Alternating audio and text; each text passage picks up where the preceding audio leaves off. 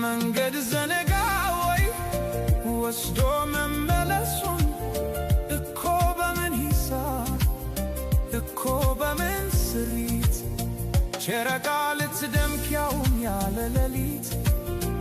እርቃ ከጽልመት አፍራ ከቀትር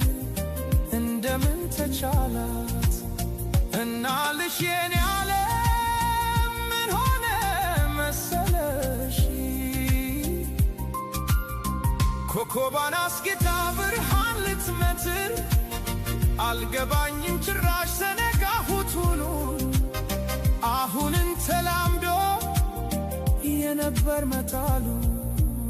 መልስ አልባ ጥያቄ እንጃ በሚል ቃሌ ራሴን ስሸነግል እየሞትኩኝ